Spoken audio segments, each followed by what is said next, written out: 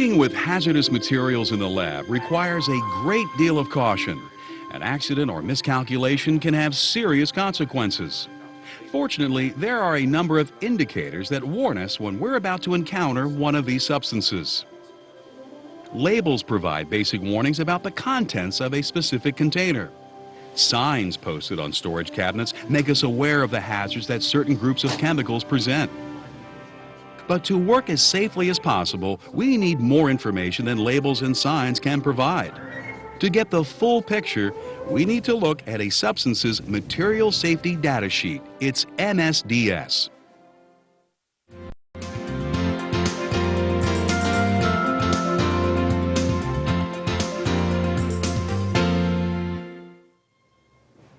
OSHA's Hazard Communication Standard requires chemical manufacturers, distributors, and importers to provide MSDSs to all of their customers.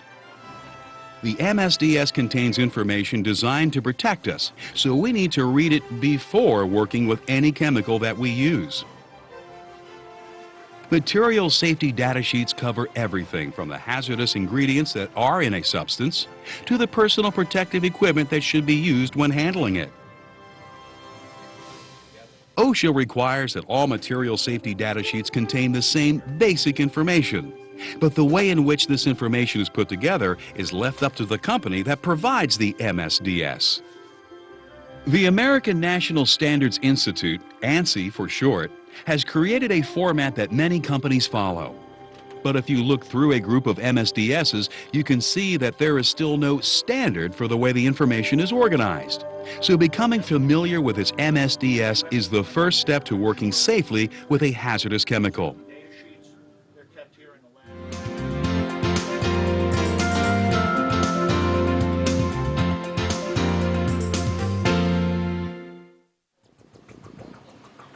Information on the MSDS is divided into sections.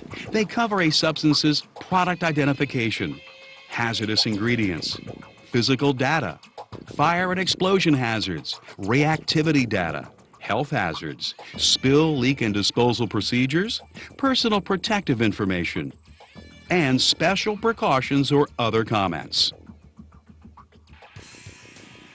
Most often, the first section of an MSDS begins by listing three things: the name of the product, the company that produced it, and the date the MSDS was prepared. This information must correspond as closely as possible to what is contained on the manufacturer's product label. Because substances are often known by more than one name, this section also lists synonyms, other names that the product goes by. Often the substance's vital characteristics are also given, such as its molecular weight, its chemical abstract services number, CAS, and its chemical family and formula. Also listed are the name, address, and telephone number of the manufacturer or importer, and a special 24-hour emergency hotline number. These can be useful if you have any questions about the MSDS or the substance itself. Pay special attention to the date of preparation, which also appears in this section. This will help you make sure you're using the most recent MSDS available. You should avoid using older MSDSs since they may lack current hazard information.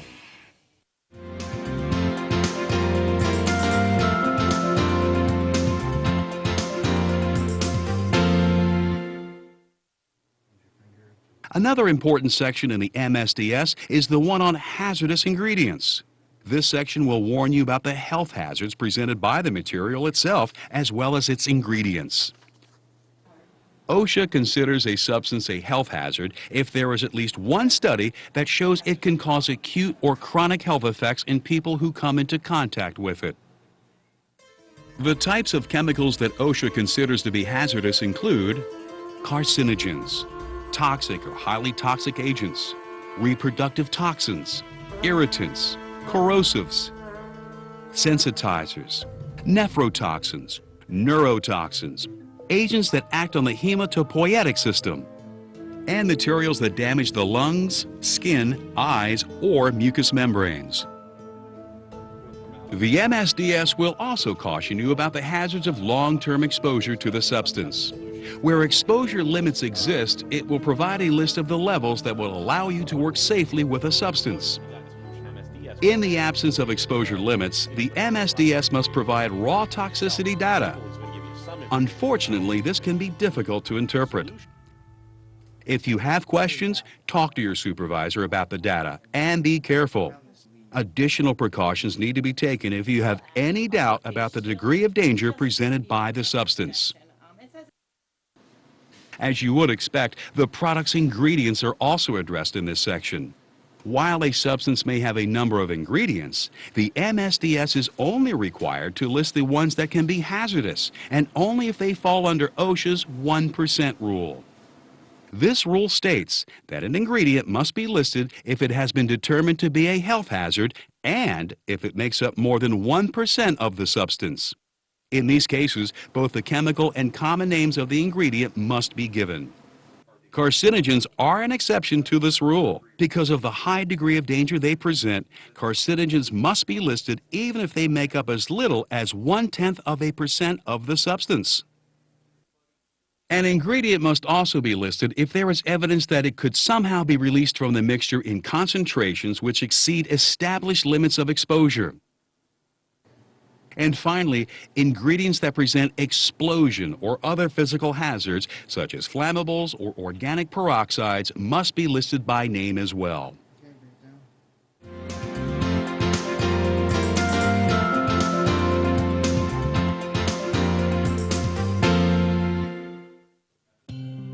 To further help with product identification, a product's MSDS also has a section on the physical data that describes the substance. It will tell you what the substance looks and smells like and what its boiling and melting points are. The MSDS may also list the substance's specific gravity, pH level, solubility in water, solvent solubility, vapor density, and odor threshold. Some physical characteristics have particularly important safety ramifications. Those that create fire and explosion hazards, for instance, can lead to serious damage. These characteristics are so important that they're usually addressed in their own section. Most fire and explosion information begins with a substance's flash point. Flash point is the temperature at which a substance gives off vapors that will burn. Gasoline, for example, has a flash point of minus 45 degrees Fahrenheit. If the temperature rises above minus 45 degrees, its vapors can ignite. You can use this information to determine the temperature at which it's safe to work with a substance. Other information critical to fire and explosion safety can also be found in this section. For instance, a substance's upper and lower explosion limits and its auto-ignition temperature can both be found in this section. Unusual fire and explosion hazards are listed as well. You may see a warning such as, "This material can form explosive and flammable mixtures with air at room temperature." You may also find the substance's flammability class, as given by the National Fire Protection Association. This classification indicates the degree of danger that a substance presents as a result of burning or exploding. Lastly, this section of an MSDS will tell you how to put out a fire involving the substance. This includes whether or not you'll need special firefighting equipment.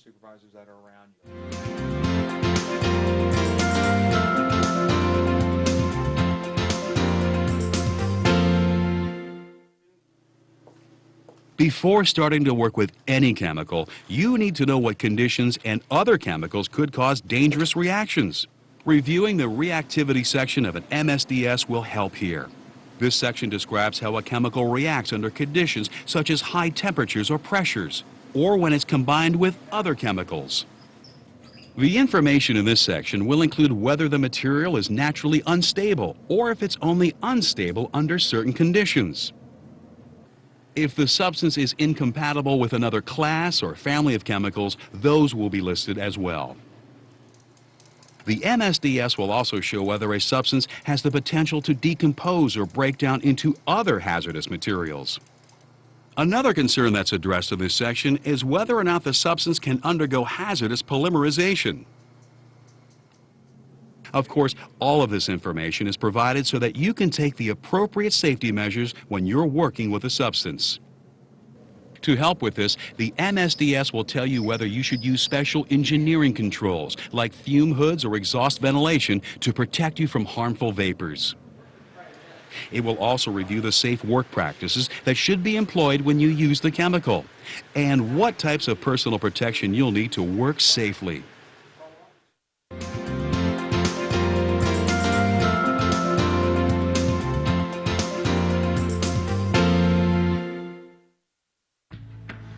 Even when we take all of the appropriate precautions, accidents can still happen. So anytime you're working in the lab, it's important to be prepared. You need to anticipate the problems chemicals may cause. The MSDS provides helpful information here too. For instance, the MSDS spells out the precautions to take and the cleanup procedures to follow if a spill should occur.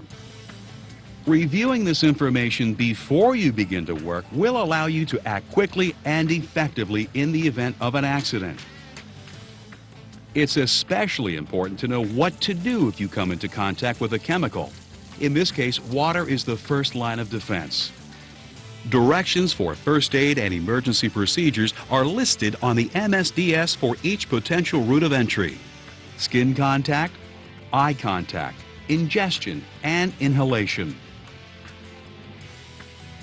Remember, no matter what sort of chemical you come into contact with, you should alert your supervisor and get medical attention at once.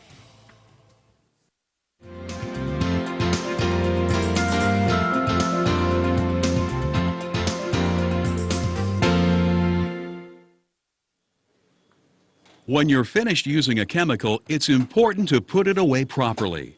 The MSDS will tell you if special storage is required. For example, if the substance is flammable, the MSDS will tell you that it should be stored in a cool, dry place.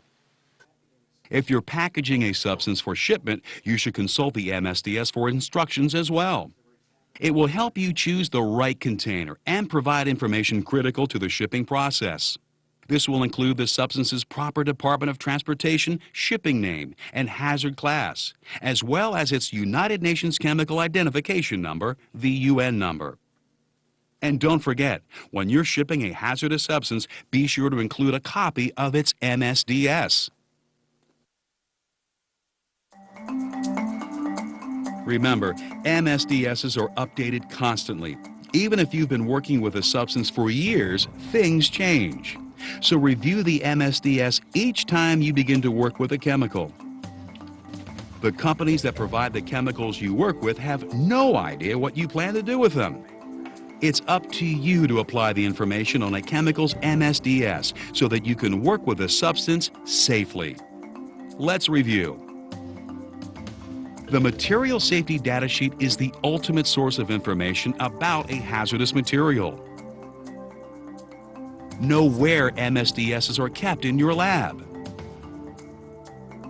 Be familiar with the format of the MSDSs in your laboratory. Read the MSDSs for the chemicals you're using before you start to work with them. And pay particular attention to the spill, leak, and disposal section of an MSDS so you'll know what to do in case of an accident.